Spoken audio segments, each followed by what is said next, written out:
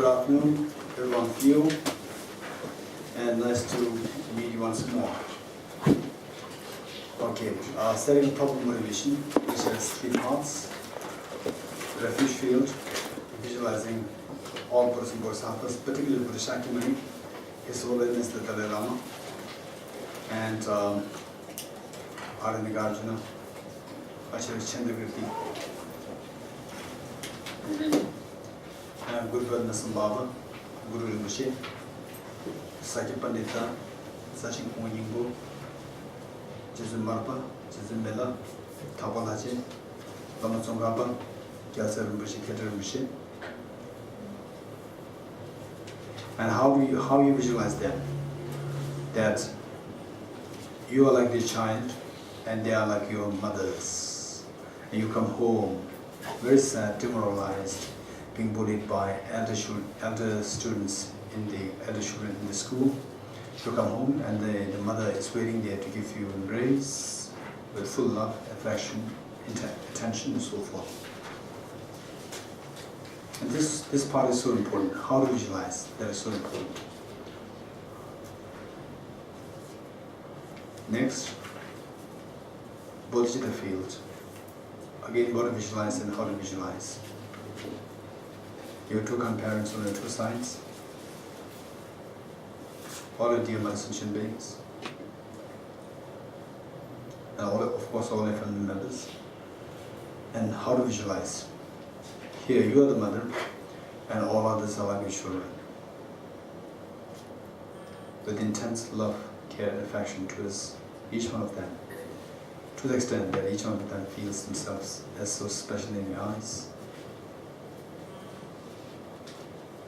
Okay, and the purpose of this teaching is to unravel the hidden treasure of Buddha nature, the Tathagata Garbha. To unravel this ultimate source of happiness which exists within each one of us. And that can be done so through the force of bodhicitta, and activating this wisdom to cleanse the mind which are rooted to this self-grasping ignorance and self-centered attitude. And this wisdom is the wisdom to see the emptiness. So with this in mind, and the purpose is to cleanse your mind fully, that you are able to benefit all of the sentient beings, that you are able to guide all of the sentient beings in cleansing their own minds. With that in mind, let's turn to page 2. And to use by great compassion, you taught that immaculate Dharma to dispel all perverted views. To you, the Buddha Dharma, I bear homage. And to use by great compassion, you taught that immaculate Dharma to dispel all perverted views. To you, the Buddha Dharma, I bear homage. And to use by great compassion, you taught that immaculate Dharma to dispel all perverted views. To you, the Buddha Dharma, I bear homage. Independent origination, there is no ceasing, no arising, no annihilation, no permanence, no coming, no going, no separateness, and no sameness. I prostrate to the consummate Buddha, the supreme among all teachers, the one who taught this peace which is freed of the vibrations. I prostrate to the mothers of the Buddhas, of the hearers, and Bodhisattvas, who through the knowledge of all these hearers seeking pacification to complete peace, who through the knowledge of past courses souls having migrated to achieve peace, and through the possession of all nations, the subduer set forth the varieties in all aspects. The one who has transformed into the reliable guide, motivated by altruism to benefit sentient beings, the teacher, the guard and protector to your administrations. The one who has eliminated the level of conceptualizations and is endowed with the divine bodies of the vast and profound, who eternally shines forth the forever noble light rays, to you the Buddha and make prostrations. Okay, page 7. All phenomena arise from causes. The causes are taught by the Tathagata. The cessation of causes as well is taught by the Great Seer. Om Ye Dharma Hetu Prabhavam Hetum Desham Tathagato Yavata Desham Chayo Nirodha Eva Bhati Mahashramana Yeswa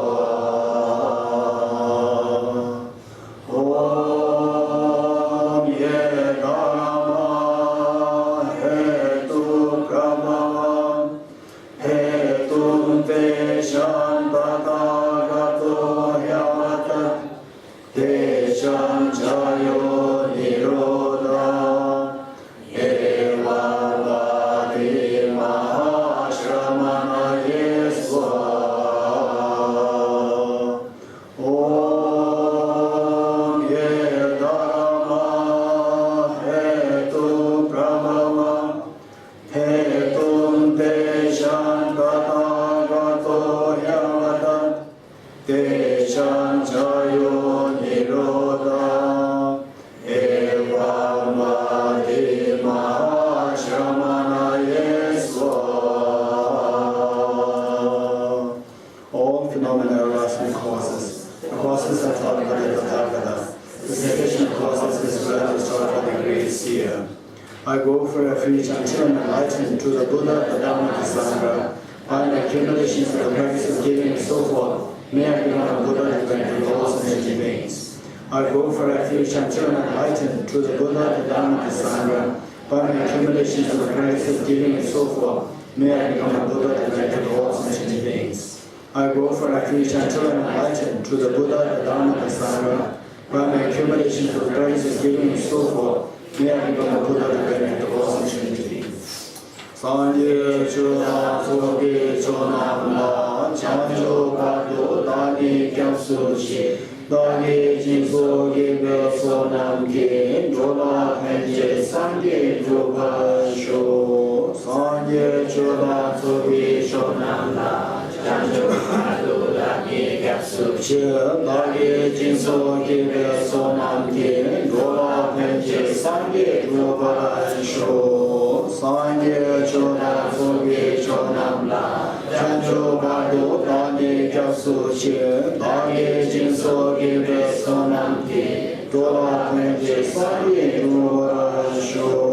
Sanje chona soge chonam la chancho bado dani kyapsu chi dani jinso gebe sonam ki dola penje sanje joga sho. Heart Sutra Mantra, page 17.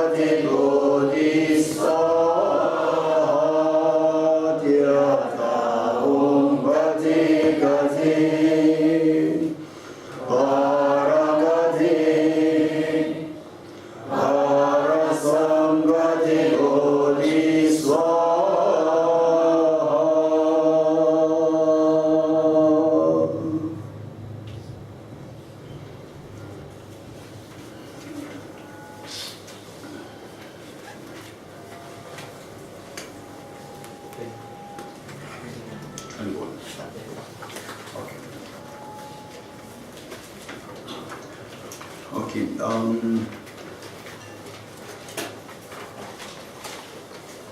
Page 8.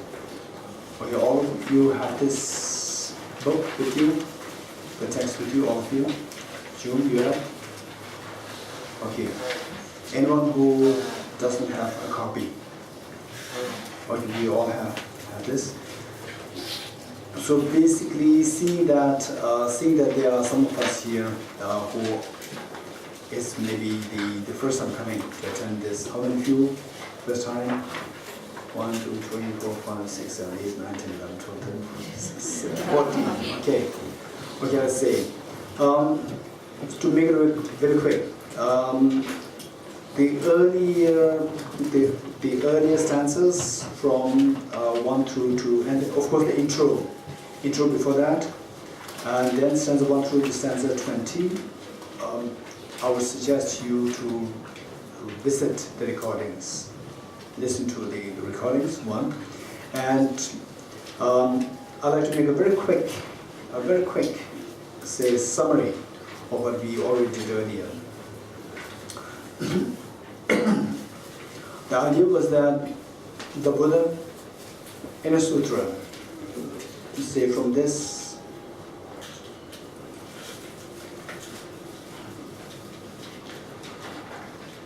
okay, we turn to page 215. Page 215. Page 215 for the prayer. The last stanza, Upali Prachana Nama Mahayana Sutra, Upali Request Sutra. So this sutra is so precious. And if I personally in my own daily practice, I recite this every day before I do my meditation on emptiness. So this sutra is so precious. So what I would do is that this whole text, the Acharya Chandrakirti, this text, entering the middle way. So why this is such a compact and extremely detailed version of the on emptiness, and yet can be summarized to explain this stanza. This stanza here: a various delightful flowers blossom, and the sparkling supreme golden apples stand so luring. For none of these is there a creator. They are posited by the power of thought. It is through conceptualization that the world is imputed. So this is the summary of what we are studying here. So from this we see that all the pains which we dislike, and even all the happiness which we experience, so they are nothing but a play of our mind. They are the play of our mind. It is like how in a dream we create the content of the dreams. For example, the dream ghost chasing you, and the dream very beautiful flowers so appealing to you, and say the kind of your relationship with your parents, relationship with your children, relationship with your friends, and so forth. And then sometimes natural disaster, all these things. Say in dream, the rich content of the dream is nothing but the play of your mind. The moment you wake up, you realize that that's just a play of your mind.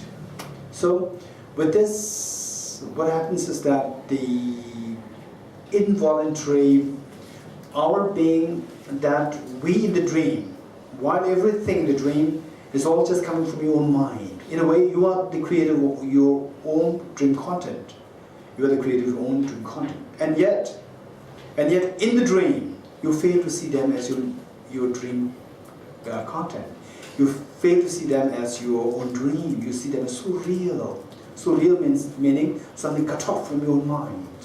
And because of which, then when you see something, say, undesirable, then it pushes you. You have to run away from that. And if it's something very appealing, it pulls you. So you are just pulled towards that. So there's involuntary pull and push happening. So only when you wake up, the involuntary pull and push stops. So waking up is seeing the reality of the content of the dreams. So seeing that when you wake up, you see whatever you dreamt, there was nothing really there from its own side.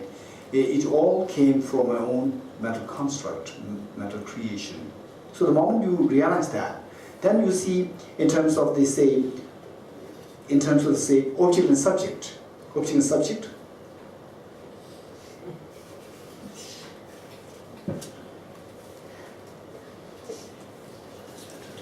No. Geshe, the pink one, just pull out the blue. Yes. I was in war.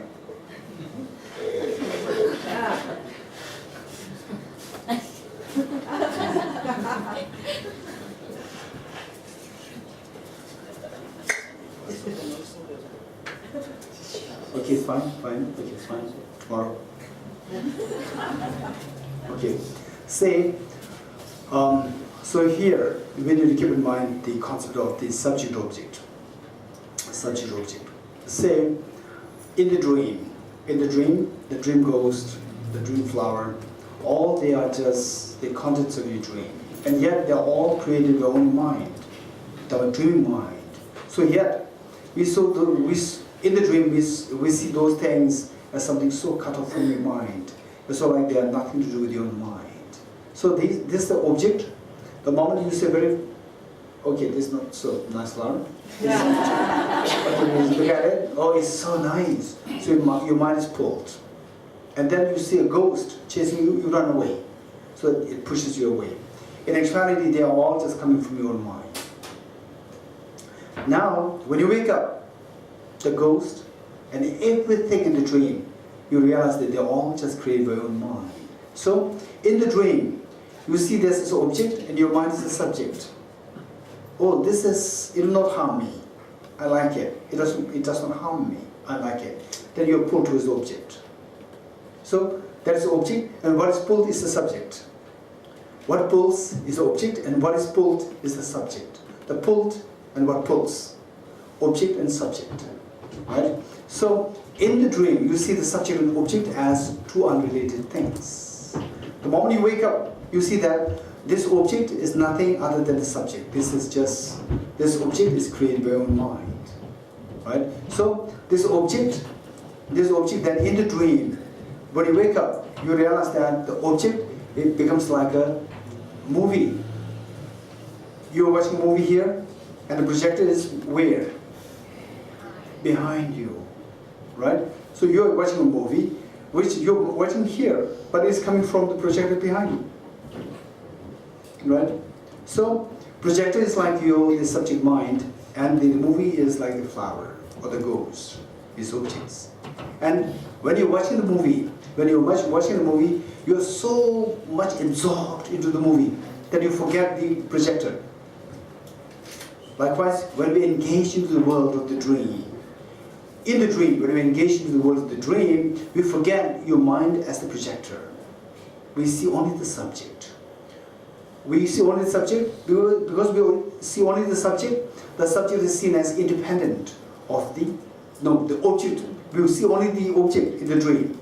So this object is seen as totally independent of the subject because you forget about the subject. So you see the object as though like so independent. So when you realize that this object is not independent of the mind, is not independent of the subject, when you realize that, when you wake up, right? So now, when you wake up, what you see is that the object is seen as empty from the object sign. It's coming from the subject. So last time, if you could remember, I gave this analogy when he said, oh, this flower is mine. Mine versus yours. Object versus subject. Right? Mine versus yours. When I say that this flower is mine, explicitly I'm saying that this flower is mine. And implicitly I'm saying that it is not yours. Right? Likewise, I'm the object and you're the subject. So, when I say that this flower exists subjectively, it implies that it is like saying it is mine. Implicitly, I'm saying that it is not yours. Likewise, when we say that this exists subjectively, explicitly you are saying that it exists subjectively. Implicitly, you are saying that it does not exist objectively. It is empty of objective existence. So, empty of objective existence, emptiness of objective existence, this is known as the emptiness or the ultimate truth. Getting it? Okay. So now, in a way, what we are trying to do here is to see that how we see the same content, the dream content, the dream ghost. The dream ghost can be seen by the two persons. One, the person in the dream, and one, the person out of the dream. You look at the same object, the dream ghost. So, just as, let's say the dream ghost, you in the dream, when you see the dream ghost as objectively real or subjectively real? As subjective as objectively real. Very good, thank you. Okay, you see that is objectively real, which means it's so real out there. It has nothing to do with my mind. Now, when you wake up, the same person, when you wake up, then you realize that when you look at the same object, what is the same object? The dream goes. You wake up and look at the same object, the dream goes, you see that as objectively real or subjectively real? Oh, it's my mind, it was my mental creation, right? Okay, so the idea is the moment you wake up from the dream, then you look at the same object and see that it is empty of objective existence. It's coming from my subject. Okay, the moment you realize that, what is the benefit? All the fears of dream drop. All the fears of dream drop. All the fears of the dream disappear because of this realization. So, therefore, realizing emptiness, this is so precious, right? Okay, so what I would say very strongly here is that I'm very happy that TBC and of course ABC, TBC, the two of them have the more regular studies, regular course on Buddhist and the philosophy, and psychology and so forth. So I'm very happy that this is happening, because finally, two things. Be kind towards yourself. Be wise in being kind towards yourself. Two things. Be kind towards yourself. And number two, be wisely kind. Be wisely kind. So how to be wisely kind is finally wake up from the sleep of ignorance. Finally wake up from the sleep of ignorance. And it will take time. It doesn't matter. It will take time. Your job is study, reflect, and meditate. Study, reflect, and meditate. So this is the best way by which to be kind with yourself. Finally, what makes us happy, what makes us be free, what guarantees us that we are going to be free from suffering is to wake up. Is to wake up from this sleep of ignorance. No matter how long it takes, it doesn't matter. No matter how long it takes, strive to go through this. Right? This is the best way by which you can be kind with yourself, and this is the best way by which you can repay the kindness of your parents, of your family members, and all the other sentient beings. This is the best way by which to repay kindness, the wisdom of emptiness. Okay, so from this point of view, and then of course what I'm doing here is trying to say, in any ways, I'm not going to be here for years and years and years and years and years. I'm here but just for the next 4 days, right? And still, we will try our best to get the maximum out of the 4 days, see how much we can get out of this emptiness, one. And then, so this is like showing you, showing you the lighthouse. The lighthouse, the purpose of the lighthouse is to give an indication. Is an indicator to the ships that now you are approaching land, right? You are approaching land. So how to really reach to land is by seeing the light and then, oh, now it's in land. No, it's not true. Now you see that, then you have to go further towards the light and then you reach the land. Likewise, I say what we are doing now is more like an indicator. You get a little clue that, oh, that makes sense. Then finally I have to wake up. I have to wake up. And the Buddha Shakyamuni, one of the epithets of the Buddha Shakyamuni is the fully awakened one. The fully awakened one. So from this, we get a very clear indication that we have to wake up from the sleep of ignorance so that we tread the same path followed by our very compassionate teacher, Buddha Shakyamuni. Okay, so then actually walking the path. For this, we need to study, say, every bit of the studies of, say, collected topics, of, say, the psychology, of, say, the 10 systems. Every bit of the studies, they are so precious, so precious. With these studies intact, then you again revisit this text, it will make total sense. And then you see that this is the final meaning of my life. Right? Say, whether you are just in a street or you are a billionaire, it doesn't matter. This is the final meaning. If you don't have it, then we are just tossed. We are just tossed up and down in samsara. Sometimes you can be billionaire, sometimes you can be in the streets, sometimes there, here, and so forth. But if you have this understanding, emptiness, this will just project you totally away from samsara altogether. That you don't have to go through this involuntary involuntary turbulence in samsara. That's the total stop will happen. So this is so precious.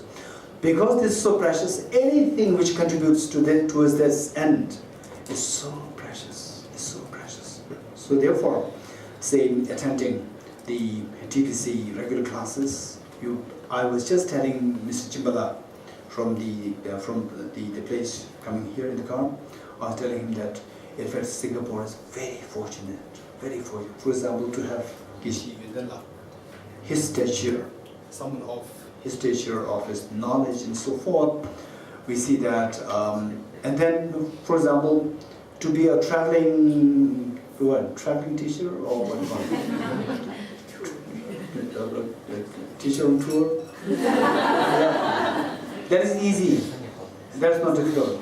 But to be based in one place, for example, Geshe say the status of the scholarly knowledge and so forth. Even the monastic universities, they need such a great scholars to be teachers there. And in Singapore, because of His Holiness's kindness, that we are very fortunate to have Geshe here and teaching, not just touring 2-3 days here, 2-3 days there, but really based here in Singapore.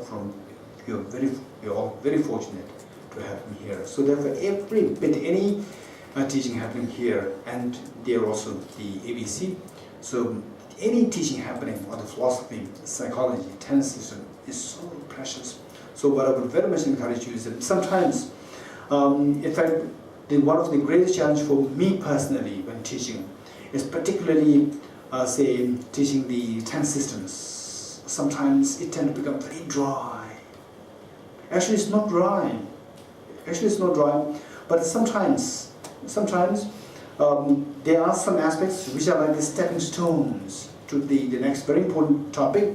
Yet the medicine is not really tasty. Right? But the medicine will take you to a realm where you can have a greater taste of the food.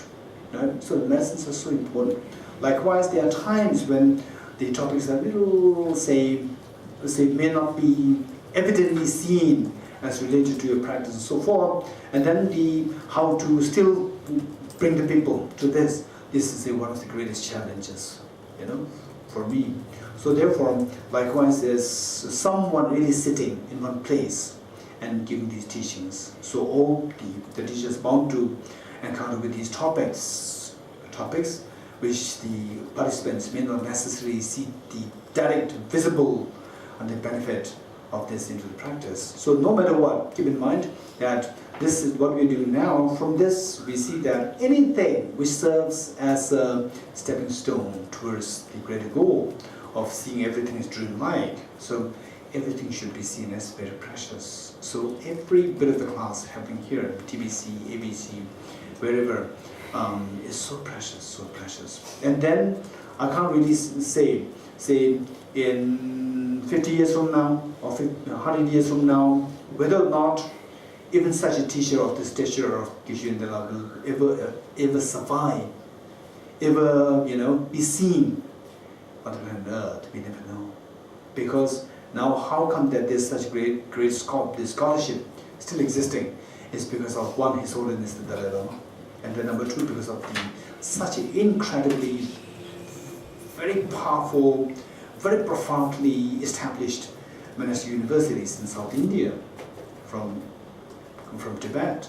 So therefore, these monasteries, they are like the snow mountain, and then the stream continuously flow from there. And then we never know how long this snow mountain will last. So in 100 years, we never know what's the status. So from that point of view, this is we are born in such a very fortunate era, right? So I would very much encourage you to take part in these classes as much as possible.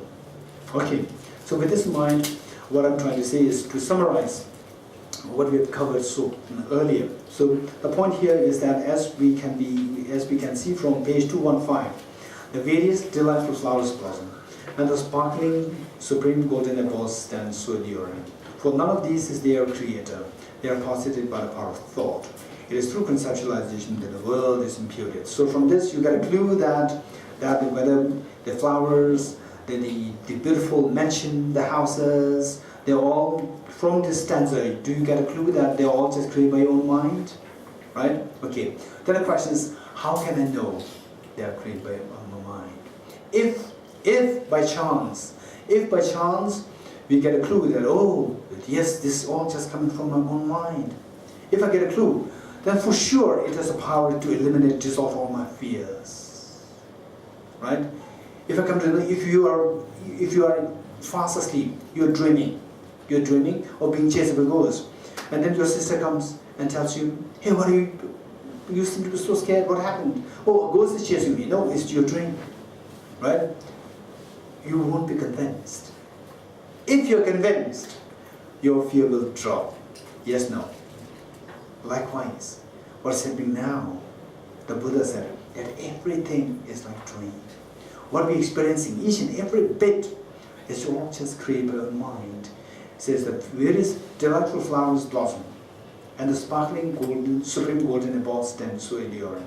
For none of these is there created. There's nothing there which is created by something else. It's just created by your own mind.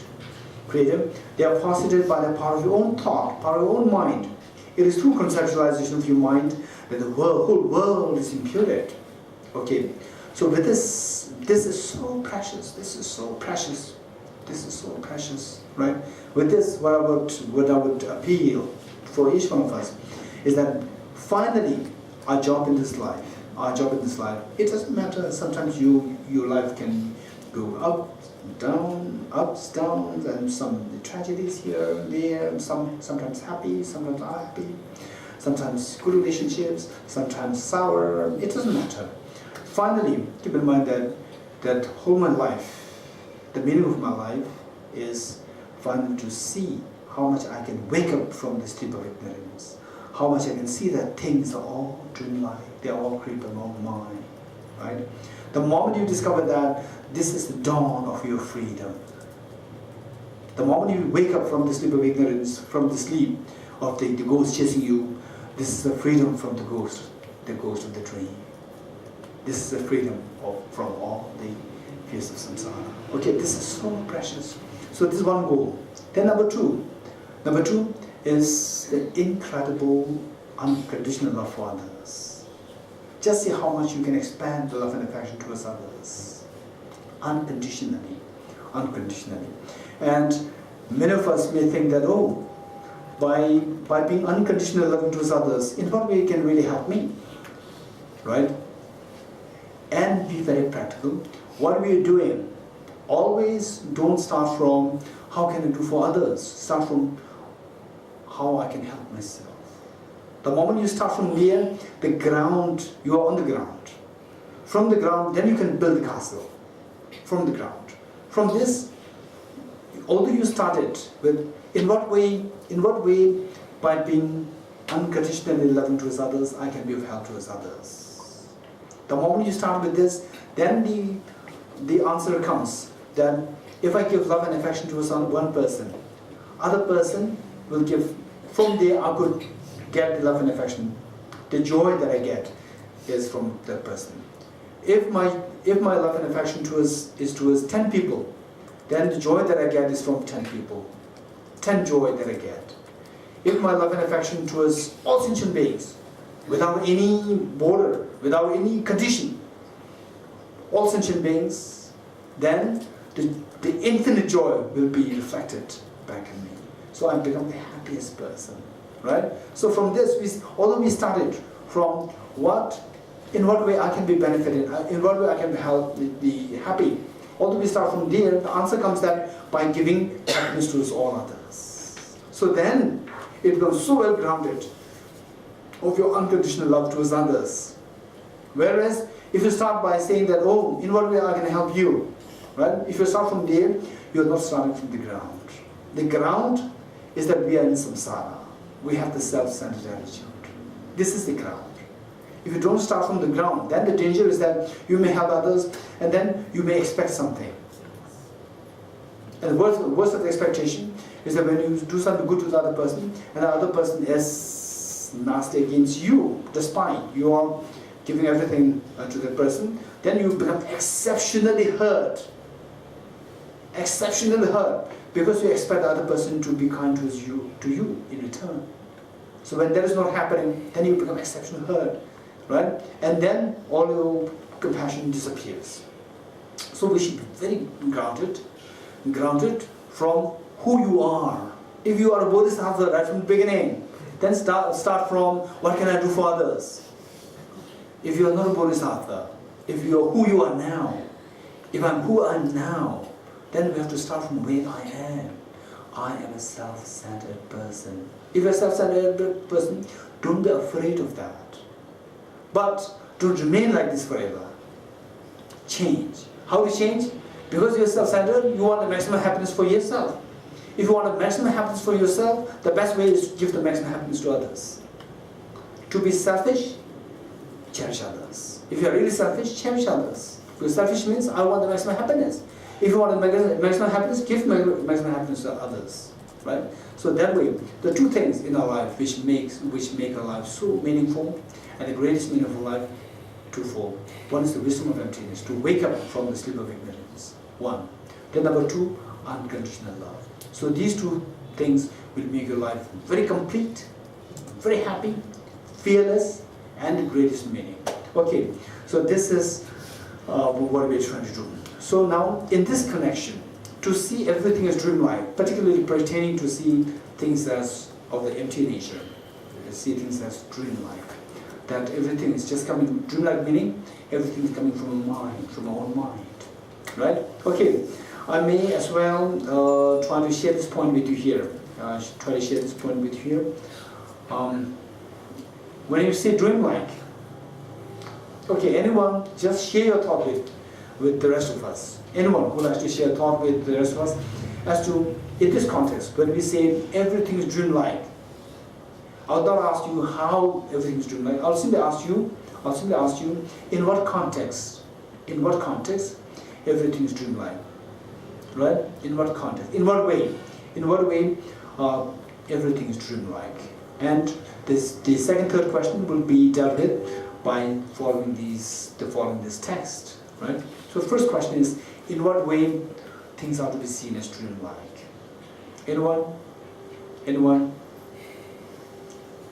One is, the dream is not real, right? The dream is not real.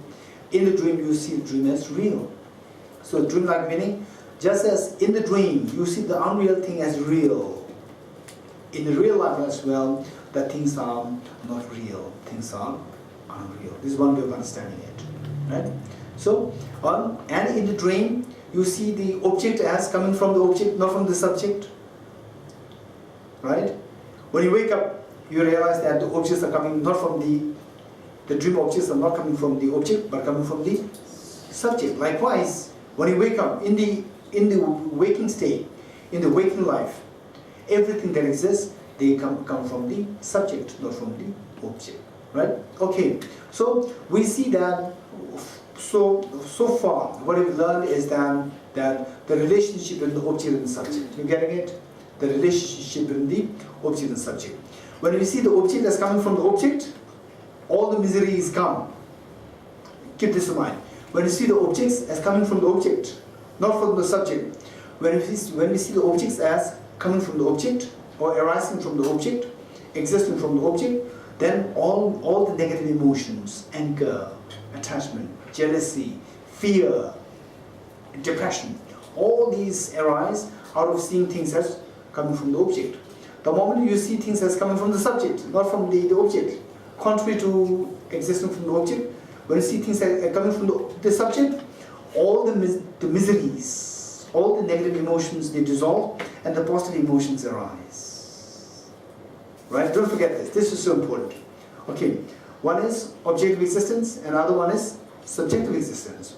When you see things, so far we have been seeing things as objectively real or subjectively real? As objectively real. Because we see things objectively real, the problem is that all the negative emotions arise. All negative emotions arise, such as fear, anger, jealousy, all these things arise because we're seeing things as objectively real. Now, what's the other possibility? If objective reality is not true, what's the other possibility? Subjective reality. So when you see the subjective reality, you are seeing the emptiness of the objective reality. Yes, no? When you see the subjective reality, when you see things as subjectively real, oh, it's just coming from my mind, it's coming from my subject, then you see the emptiness of the objective reality. Yes, no? Yes. Oh. So when you see the emptiness of objective reality, what is the benefit?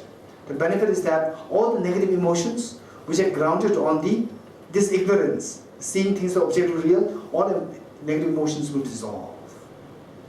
Then, when the negative emotions dissolve, what happens? It leaves room for positive emotions. Right? So when anger dissolves, so who do you think has a greater tendency to show love and affection towards others? Someone who is in the midst of anger, or someone who is cool? Cool, right? Why? Because the anger is the opposition. Anger is directly in opposition with compassion, love, and so forth. So when anger is dissolved, then it leaves room for love and affection and compassion. So positive emotions arise. Okay, so this understanding is so precious. How things are, if you see things as objectively real, then all negative emotions, disturbing emotions, fear arise. When you see things as subjectively real, then what happens? All the positive emotions arise, right? Okay, in other words, when you see things as objectively real, all negative emotions arise, all fears arise.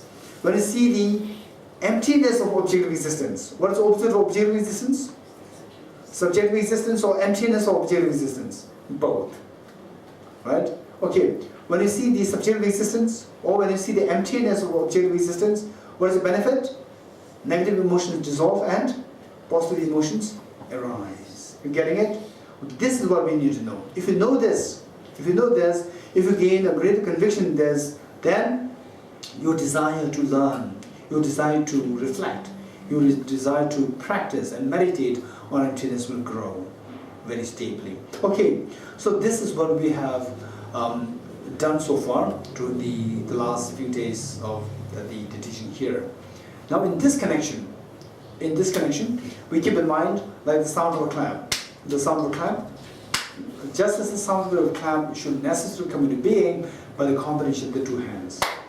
Likewise, all our miseries which are like the sound of a clap, they should necessarily come into being by the combination of the two hands, like external condition and the internal condition. Two factors, external factor and the internal factor, right? So what is the external factor, what is the internal factor? There are so many ways of understanding it. One thing, in the context of what we are studying here, is, say, in the dream, say, you're a girl, and you dreamt that you're a boy. How many of you dreamt like this? Or you're a boy and you dreamt that you're a girl? Anyone? Never? Okay. It could be very rare. It could be very rare. But I remember His Holiness the Dalai Lama at one point sharing with the public that once he dreamt of being a prisoner of war in Egypt. Yeah. Once he dreamt of being a prisoner of war of Egypt. Right? Okay. So what I'm saying is that, say, imagine that you're a girl and you dreamt of, say, you dreamt of going into a garden, and then the boys, you imagine that you are a girl in the dream. In the dream, you dreamt of being a girl and going to a garden. You getting it? Okay. So now look, when you go to the garden, after so much of deadlines, your workplace, so many deadlines, then you go into the garden, in the dream, go to the garden, you get such a relief, see the beautiful flowers, right? And everybody is so happy. Okay, so now, and then suddenly there's earthquake. There's so much of fear coming to you. Okay, now look, in this dream, so there's so much of fear coming in you. There's so much fear coming in you, right? Okay, so the fear is like the sound of a clap. And sound of a clap should come into being by the combination of the two hands. Likewise, the fear of you in the dream is coming because of two factors.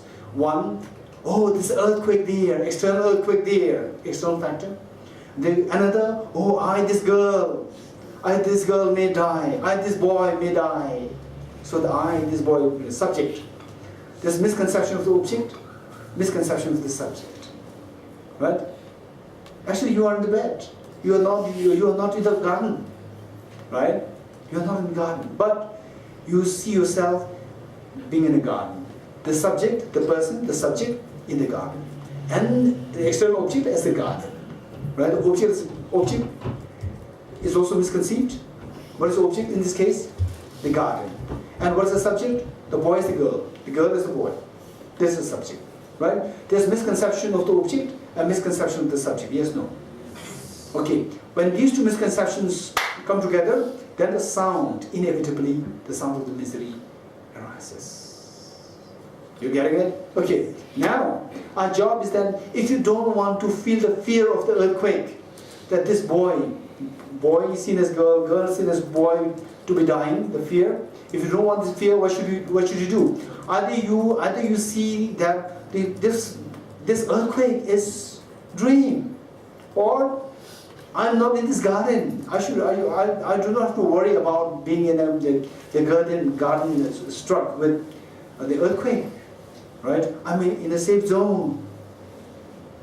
Okay, so what we see is that, say, with the misperception of object, misperception of subject, combined together, miseries inevitably arise.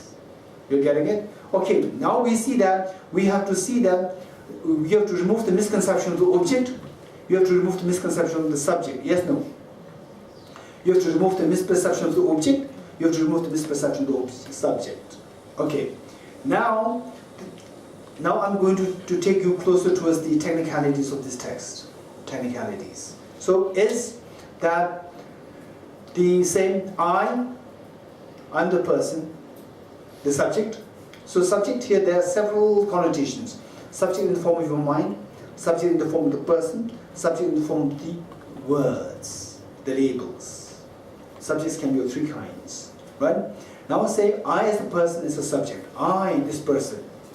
And the object, this beautiful garden, or the earthquake, there's an object, right? Object and subject. So I as the person, so I need to remove the misconception of the self, misconception of this person. So what is the misconception of the person? That this person is objectively real. That this person is objectively real, it's not dream. That this boy as a girl, and the girl as a boy is so real. It's not objectively real. It's not subjectively existent. It is coming from the object.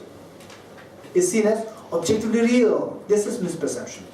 So we have to remove the misperception of seeing the self as seeing the person as objectively real. One. Now the object. What is the object? Earthquake. Right?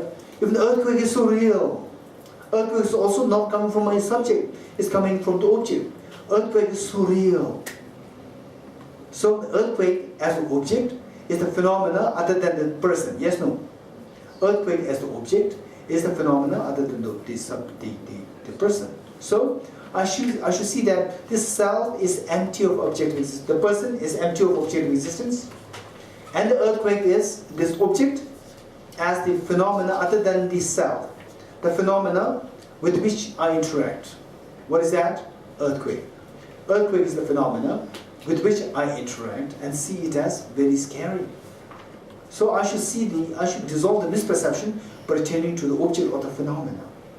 You're getting it? So we should understand the reality of the object, subject, and the reality of the object. So the reality of the subject is known as selflessness of person. The reality of the subject is known as the selflessness of person. The reality of the object is known as selflessness of phenomena, right? So this is what we need to know. We need to, so in simple terms, it is like saying that I interact with the world. I interact with the world. I interact with the phenomena. I interact with the phenomena. I mean the person. The person interacts with the phenomena. How many of you interact with the phenomena?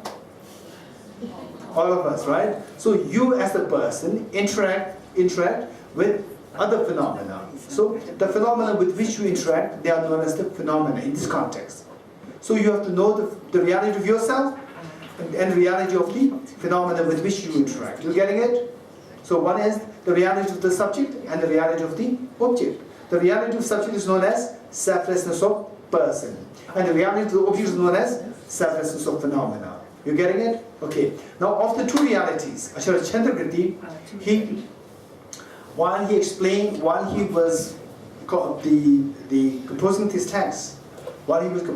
text, he divided that into two portions. The one, the reality of the object, and the other, the reality of the subject. What is the reality? What is the technical word used by Acharya Chandrakirti for the reality of the object?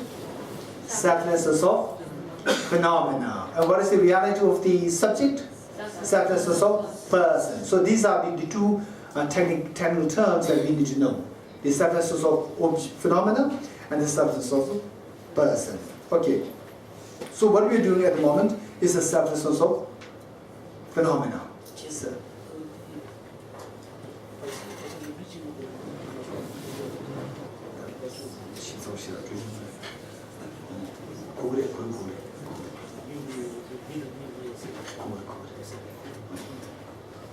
okay, so a selflessness of person and selflessness of phenomena. Two. You getting it? Okay. Now Acharya Chandrakirti first explains the selflessness of phenomena, followed by the selflessness of person.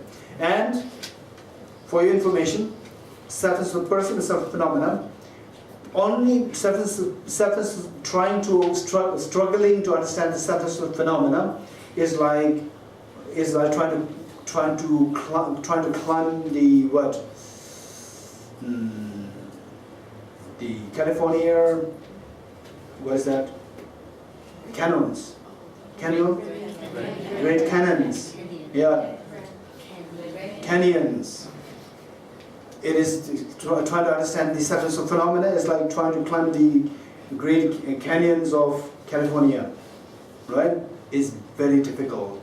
And yet because of this practice, which practice? Practice of the understanding the selflessness of phenomena, because of this practice, it may make you a little, say, particularly after lunch, it may be a little heavy because you are climbing the Great Canyons, right? Because of this practice, then what happens is that when you switch to the selflessness of person, it becomes very easy. Then you see that, oh wow, why not selflessness of person taught first? Because it is selflessness of person, so there you can see that you can apply this to our daily practice very easily. You getting it? At the same time, if you have not gone through this selflessness of phenomena first, then the selflessness of person will still be very challenging, right? So therefore, studying the selflessness of phenomena is very important, very important. Okay. So, the selflessness of phenomena, now going back, let's say the flower. The flower is the phenomena or the person? In the context of what we discussed so far, is the phenomena. Anyone? Why? This? And what about you? You are the phenomena or the person? Not the phenomena? Huh? You are not phenomena? I phenomena of person? Huh? Phenomena of person? You interact with me or not? Yes. You interact with me as a phenomenon other than you or same as you? So with respect to you, with respect to you, I become your phenomena, right? So the emptiness of me for you is like emptiness of the phenomena with respect to you, right? Okay, so the point is, say now let's go to the flower. Let's do the flower. Okay, the flower no doubt is the phenomena or when you establish the ultimate reality of this flower, what do you think? We establish the ultimate reality of the flower as the selflessness of person or selflessness of phenomena? As selflessness of phenomena. Very good. Okay, so how? There are so many ways of establishing the selflessness of phenomena of the flower. But what Acharya Chandrakirti adopted is known as the reasoning of rejecting the four modes. Reasoning to establish emptiness, but rejecting the four modes. The reasoning to establish emptiness, but rejecting the four modes. Okay, this is what we are doing now. The reasoning to reject the four modes of production. Four modes of production.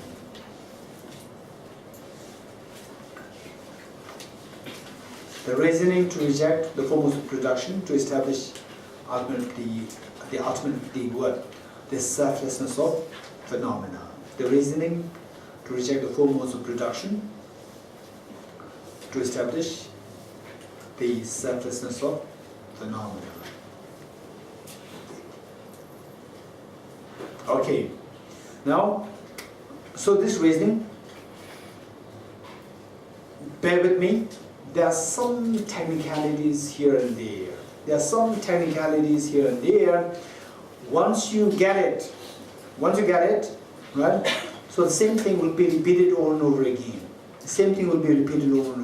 So therefore, don't feel bored when the technicalities of, oh, I came here expecting that, say, that I will feel much more at ease. Now I become even more diseased. Right? And now technicality is coming up. Right? Don't worry. Don't underestimate your potentials. Each one of us has the capacity to know the technicalities. Right? And believe me, so the technicalities which may come here and now, so these will repeatedly come. Once you know one thing, then you will just enjoy seeing the same thing coming every now and then, right?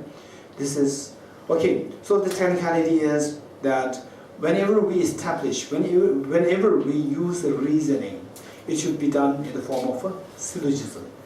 Syllogism meaning a very systematic way of putting a reasoning. A systematic way of putting a reasoning in a complete form is known as a syllogism. S-Y-L-L-O-G-I-S-M, syllogism. S-Y-L-L-O-G-I-S-M, syllogism. Syllogism is a system of putting a reasoning in a complete form. Okay, so this syllogism should be comprised of say four components. One, the topic, the predicate, the reason, and example. The topic, the predicate, P-R-E-D-I-C-A-T. The topic, the predicate, the reason or the sign, sometimes also referred to as sign, S-I-G-N, sign. The topic, the predicate, the sign or the reason, and the example. So four components are required.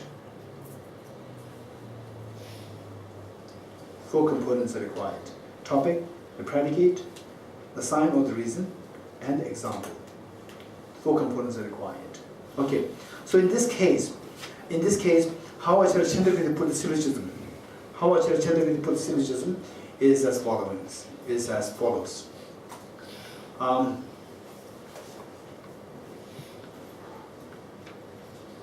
Rice seedling, or the rice is the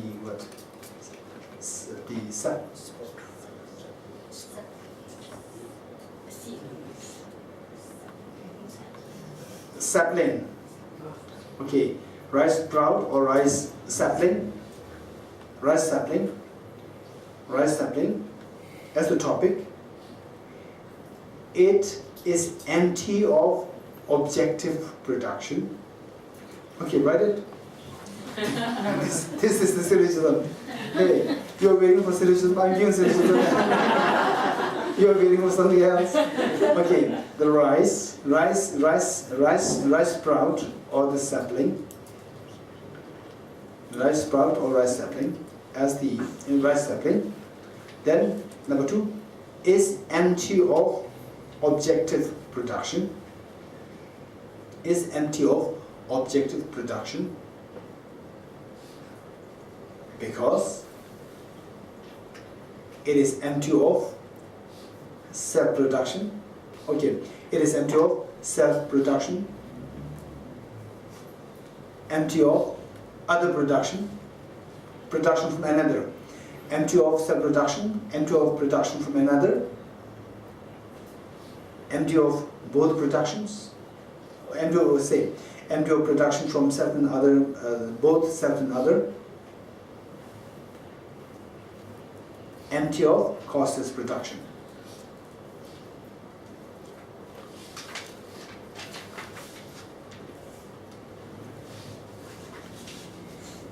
Okay, let me repeat this.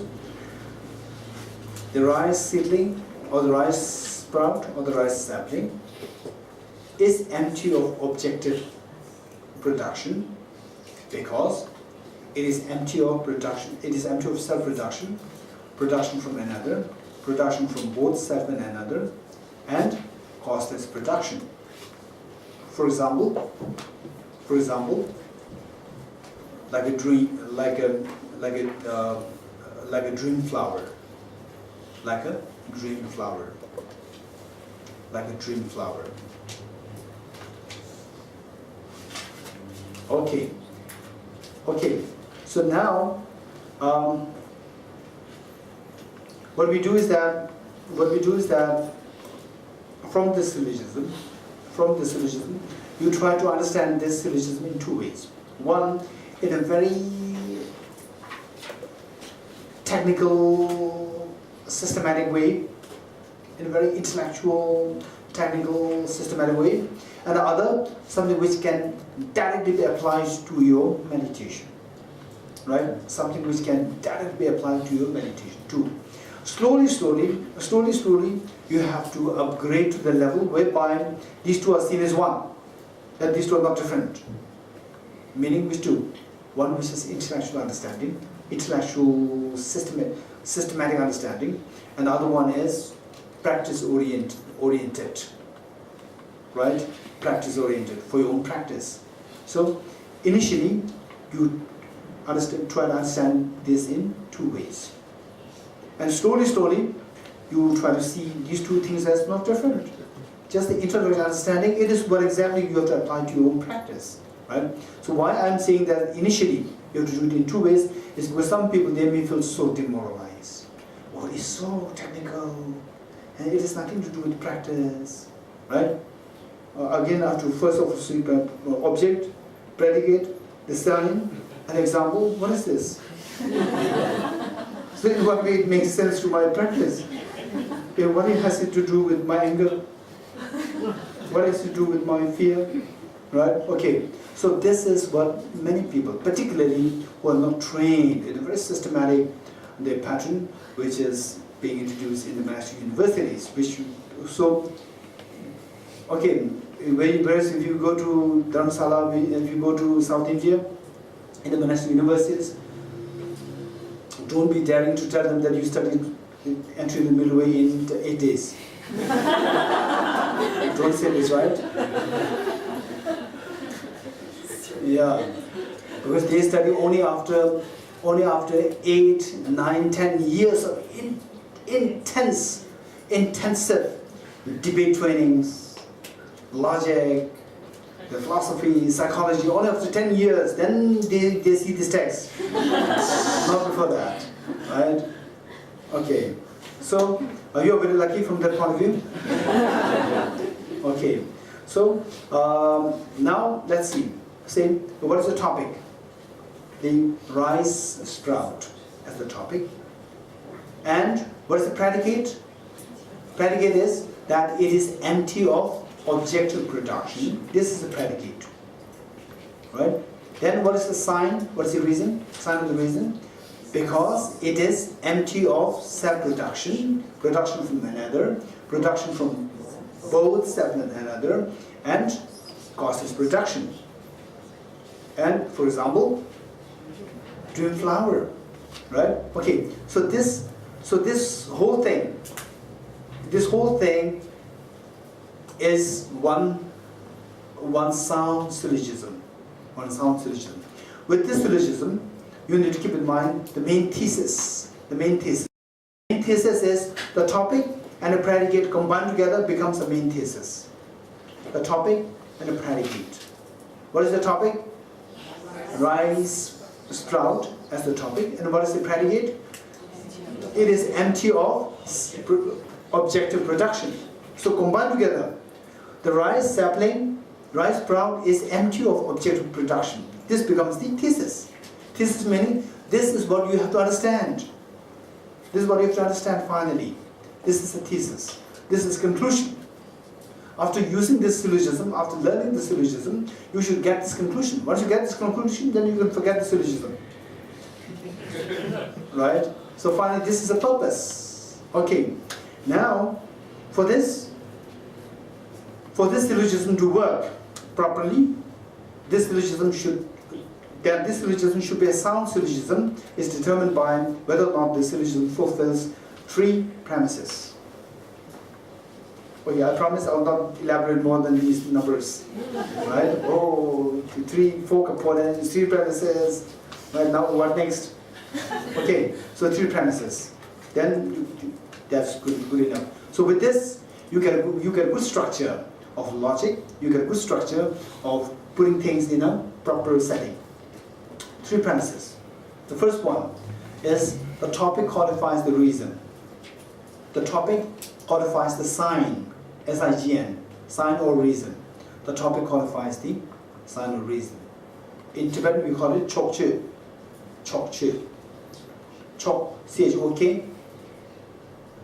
C-H-O-K, chok, then the hyphen, C-H-O-E, chokche. Which means that the topic qualifies the reason. Topic qualifies the sign. Chokche. Number two,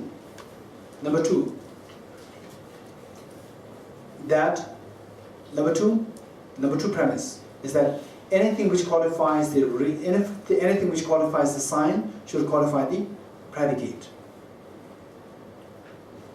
Anything which qualifies the sign should qualify the predicate. In the loose sense, it is in Tibetan it is known as Jacob. J-A-Y-K-H-Y-A-B. K-H-Y-A-B. J-A-Y-J-K-H-Y-A-B. Jacob. That anything which qualifies the reason or the sign should qualify the predicate. Jacob. Number 3. Okay, number 3 is a little technical. Anything which does not qualify the predicate should not qualify the reason. Anything which does not qualify the predicate should not qualify the reason.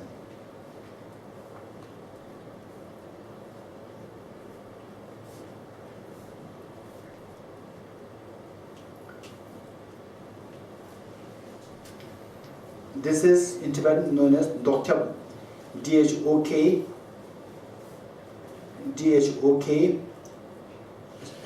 hyphen K-H-Y-A-B. Dokhyab. Okay, so the 3 premises in Tibetan is Tsulsum. 3 premises in Tibetan is Tsulsum. T-S-U-L hyphen S-O-O-M. Tsulsum. Okay, so some of you may think, oh, this is too technical. Don't underestimate yourself. This is what I'm repeating. I'm repeating this. Don't underestimate yourself, right? You will understand it. It's pretty simple. The thing is, first, that a good syllogism should have the four components. What are the four components? The topic, predicate, reason or the sign, and the example. Okay, in this case, in the context of establishing emptiness, the surface of phenomena, what is the syllogism used by Acharya Chandrakirti? Arise proud as the object is empty of objective production because it is empty of self-production, empty of production from another, empty of production from both self and another, empty of process production. For example, like a dream flower. Okay, this becomes a complete sound syllogism. Okay, with this, in order to see that this is a sound syllogism, what is required? It should fulfill what? It should fulfill Tsulsum. What is in Tibetan Tsulsum in English? The three premises. What are the three premises? What is the first one? That the topic qualifies the reason or the sign. And number two, well, this is Chokchu. The first one is Chokchu, right? And the second one is Jacob. What is Jacob? Anything which qualifies the reason or the sign should qualify the predicate. This is Jacob. What is number three? Dokyab. Dokyab. Anything which does not qualify the predicate should not qualify the reason or the sign. Right? Okay. So this is the basic. This is how the logic works. This very basic understanding of how the logic works. Right? With this, first we have to know the Chokchu. What is the Chokchu? That the topic qualifies the reason. What is the topic? Rice seedling or the rice sprout. It is empty of. No. What is the first premise? First premise. Exactly. The first premise says that the object should qualify this. The reason. It has nothing to do with the predicate. It has nothing to do with the predicate. The first premise says that object should qualify the reason. So what is the object? The rice sprout. And what is the reason?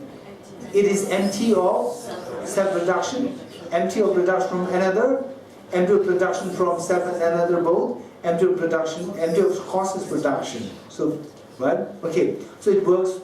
The first premise works between the topic and the reason, right? Okay.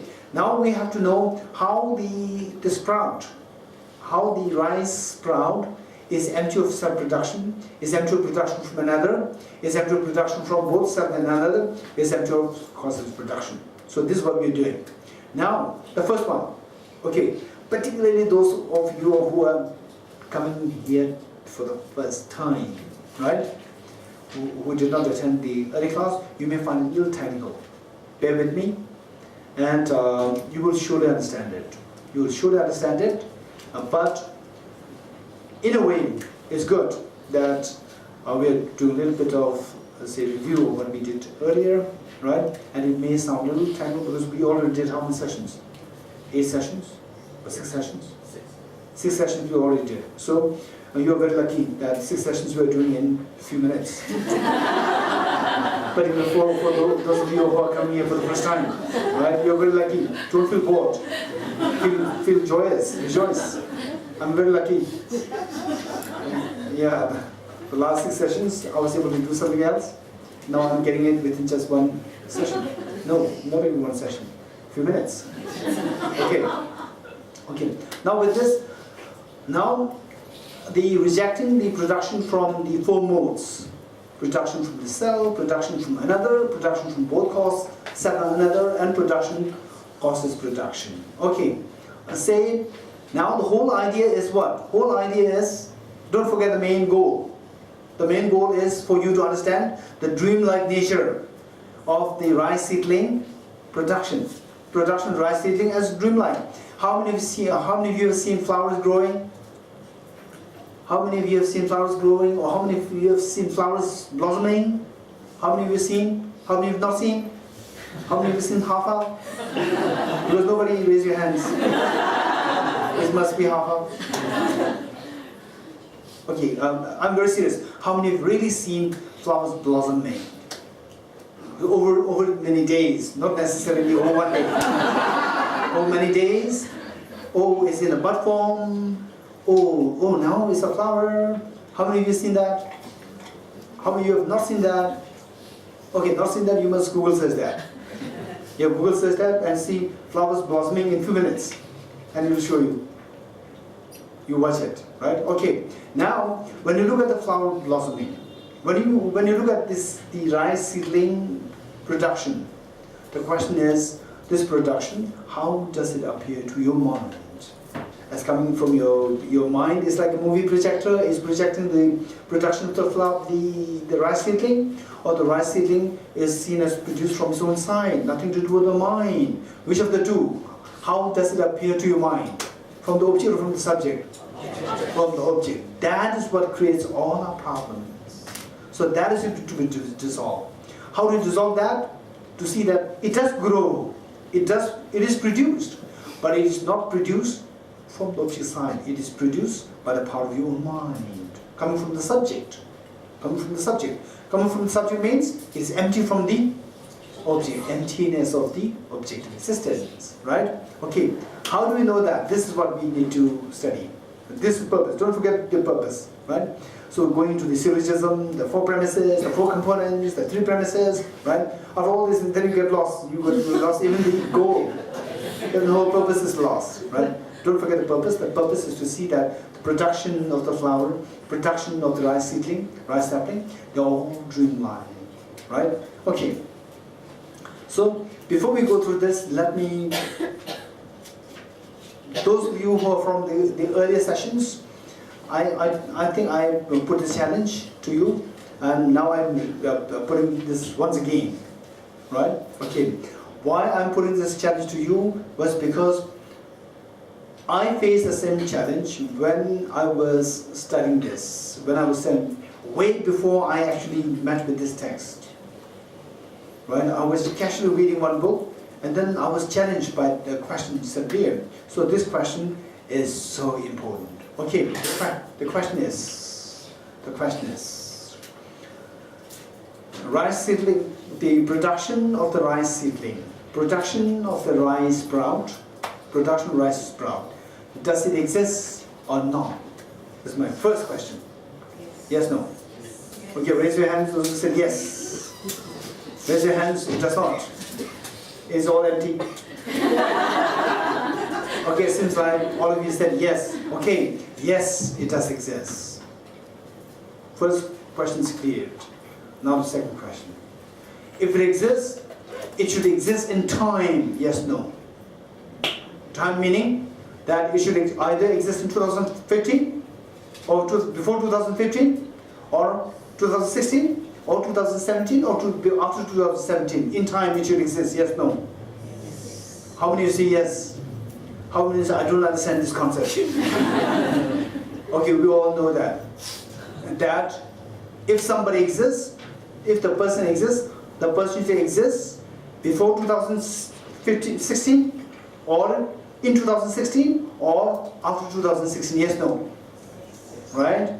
There's no time other than these 3. 2016, before, after. Yes, no? Good. Okay. Now number 3. All the questions are not as simple as question number 3. The production of the flower, the production of the rice seedling. Production of the rice seedling, if it exists in time, time should be only between 2. The seed time of the seed, and the time of the shoot. Yes, no? Yes, no? Yes. Okay, let's say there is the shoot coming here. There's the shoot now. Already the shoot is there. What is it before shoot? The seed. Right? Okay, so if the rice seedling arises, rice seedling cannot be before the seed. Yes, no? Cannot be after the shoot. Yes, no? You agree? Let me repeat it. The rice seedling, meaning the rice sprout. Rice sprout cannot be before the seed of the rice sprout. Yes, no? Yes. Very good. Don't tone down your sound. The next. the production of this rice sprout cannot be after the rice sprout. Yes, no? Yes. I'm not talking about the produced. I'm talking about the production, the phenomena of producing. Right? It cannot be after the rice sprout. Yes, no? Yes. What happened? It turned out already. I have not yet asked the question. Before the question, everyone feels so intimidated. Okay, let me say this again, so that the tone, is maintained. Okay, my question: the phenomena of the rice seedling arising, that it's only a seed. Now it is coming out in the form of the rice sprout, coming into being. Production, the phenomena of arising. So this phenomena of production, the phenomena of production of the rice seedling cannot be before the seed of the rice seedling. Yes, no? Yes. Very good. The same tone. The phenomena of arising cannot be after the rice sprout. Yes, no? Yes. Very good. Okay. Now the question. Now say this is the seed. And this is the sprout, right? Okay. And between the seed and sprout, there's a time gap or there's no time gap? Seed and the sprout, there's a time gap between the two or no time gap? Time gap. In between, what happened to the seed?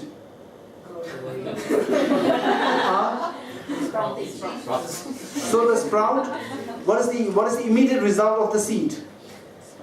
Sprout. Immediate result means there is no time gap. Immediate result means there is no time gap. Right? Okay. So, no sound now? Okay, now look. The question arises. The seed and the sprout, there's no time gap. These two are connected. These two are linked. Now, if the phenomena of the seed, the phenomena of the production of the rice sprout, if it exists, the question arises, it should exist in time, yes, no? If it exists in time, it should exist either in the time of the seed or in the time of the sprout, yes, no? Okay, now my question to you. The phenomena of production of the rice sprout, does it exist at the time of the seed or at the time of the sprout? This is my question. In between? In between there is no time, because these two are connected, right? If it is at the time of the seed, without the sprout, how can you say that it is being produced? If it is a sprout, the sprout already come out. So the phenomenon of production makes no sense. The result was already there, right? So therefore, where is this phenomenon of production? So this was the question which I read in the book when I was just, I think, the first year or the second year of my exposure to the philosophy. And I was so dazzled, amazed, and I was really challenged by this question. And my mind really, literally felt so disturbed because I could not hold on to anything concrete to say that this is known as production of a seed, production of a sprout. Okay, this question. Did you follow the question? You felt a little challenged? It's not fully? Well, sometimes ignorance is bliss. Sometimes, right? You study more, and then you feel more and more challenged, which means that your ignorance is, your, say, the misperception or this confusion is getting cleared. The more you feel challenged, the more the confusion is getting cleared, right? Okay. So you maybe think that then Buddha must have the greatest confusion, Buddha must be feeling the greatest challenge, because he has no confusion at all. Okay, so only what happens, why this confusion, why this challenge is felt, is because we believe that the production should be objectively real.